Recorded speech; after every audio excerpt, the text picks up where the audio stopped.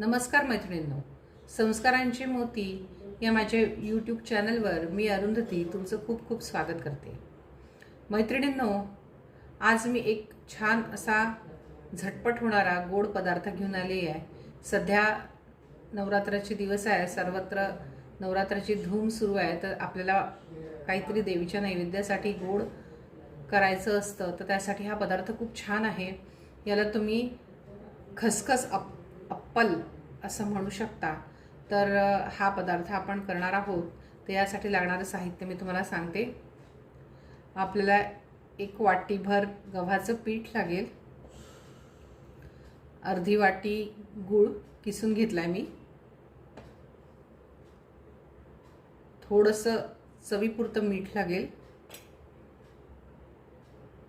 वेलची पावडर, खसखस, एक साधारण पाऊण वाटी पाणी आणि तूप. या इतक्याच पदार्थांमधून आपण बनवूया खसखस अप्पल. तर आता अप्पल हा पदार्थ खरंच देवीचा फारच आवडता पदार्थ आहे आणि देवीला त्याचा नैवेद्य पण दाखवला जातो. तर आज मी तुम्हाला हा पदार्थ करून दाखवणार आहे.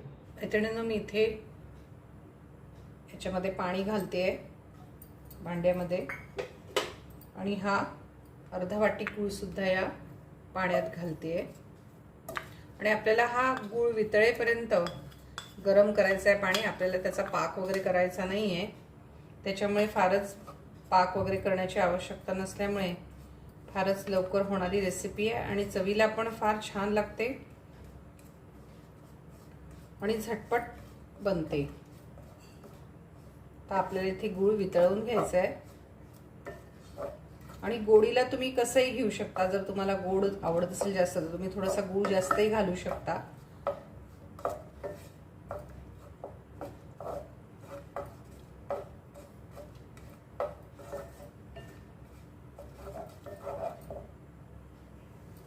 याच वेळी आपण याच्यात थोडंसं मीठ घालूया. थोडीशी मिठाची चव खूप छान लागते याला. आणि एक साधारण 1 चमचाभर तूप सुद्धा आपण याच्यात घालूया.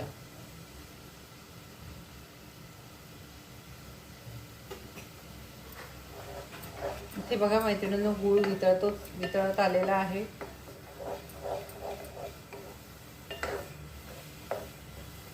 तुम्ही बघू शकता इथे आपला गूळ पूर्ण छानपैकी पाण्यामध्ये मिक्स झालेला आहे. यातच आपण आता थोडीशी वेलची पूड, 1 पाव चमचा वेलची पूड ह्याच्यात घालून देऊ आणि आता लगेच आपण याच्यामध्ये गव्हाचं पीठ घालूया. याला ढवळत जायचंय गव्हाचं पीठ घालताना, म्हणजे त्याचे गोळे होणार नाही.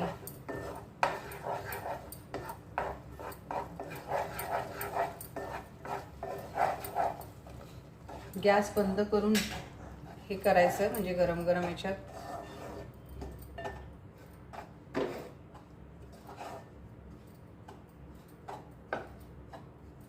आणि हे नीट मिक्स करायचंय. इथे बघू शकता तुम्ही हे पीठ याच्यामध्ये छान मिक्स झालेलं आहे. आता आपल्याला 5 मिनिटाला असं झाकून ठेवायचं आहे, म्हणजे थोडं ते गार पण होईल. कारण आपल्याला थोडंसं बाहेर काढून त्या पिठाला थोडं मळून घ्यावं लागेल. तर आपण त्याला 5 मिनिटं गार करायला झाकून ठेवू. मैत्रिणींनो, साधारण 5 मिनिटं झालेली आहेत आणि थोडं पीठ थंड किंचित कोमट झालेलं आहे. मी आता हे ताटलीत काढून घेते. आणि बघा मैत्रिणींनो, इथे आपलं पीठ छानपैकी झालेलं आहे. आता इथे तुम्ही थोडासा तुपाचा हात लावा, म्हणजे पीठ मळताना चिकटणार नाही.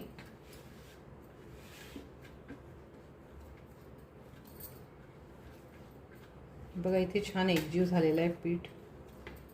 आपली गोळा एकजीव झालेला आहे. आपण याचे छोटे छोटे गोळे करूया.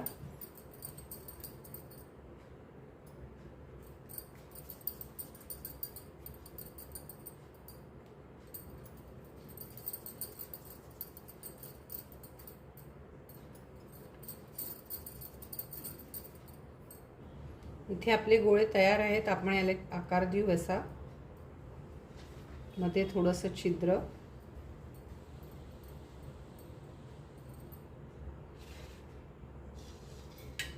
आणि आपण जी खसखस घेतली आहे त्यावर याला आपण फक्त डीप करायचं आहे.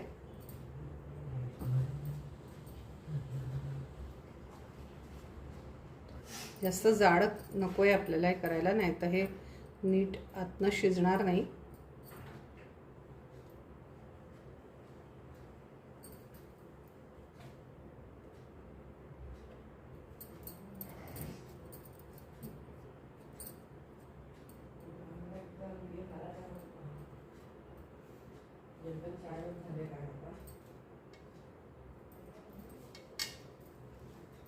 इथे बघा मैत्रिणींनो, आपण सगळे जे खसखस अप्पल आहेत यांना आपण खसखस लावून घेतली आहे. आता आपल्याला तूप गरम करून त्यात हे तळायचे आहे. इथे तूप तापलाय. ही खसखस लावलेली बाजू आपल्याला वर ठेवायची आहे आणि आपल्याला हे खसखस अप्पल तळून घ्यायचे आहे.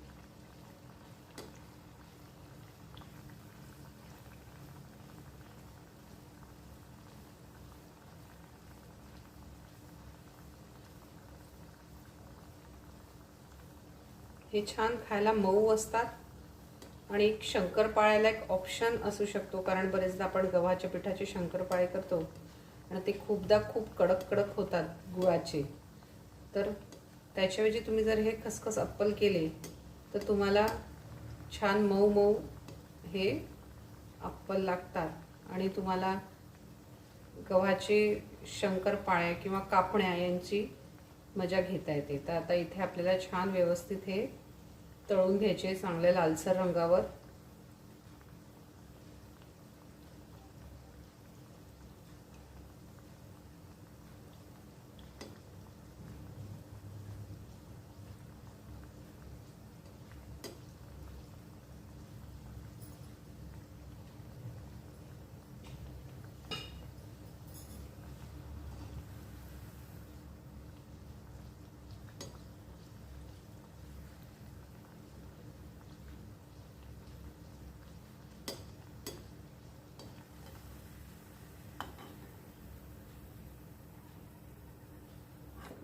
हे बघा, साधारण या रंगावर आपल्याला हे तळून घ्यायचे.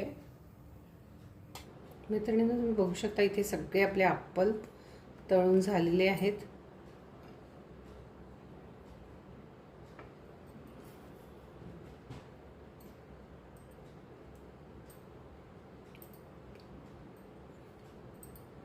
खरंच खायला खूप स्वादिष्ट आहेत. हे मुलांना पण आवडतात आणि पटकन होतातही. नक्की करून बघा. देवीच्या प्रसादासाठी फारच छान पदार्थ आहे हा खसखस अप्पल.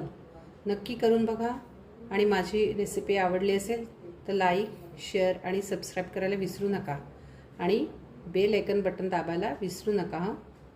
त्यामुळे माझ्या व्हिडिओचं नोटिफिकेशन तुम्हाला येत राहील. धन्यवाद मैत्रिणींनो.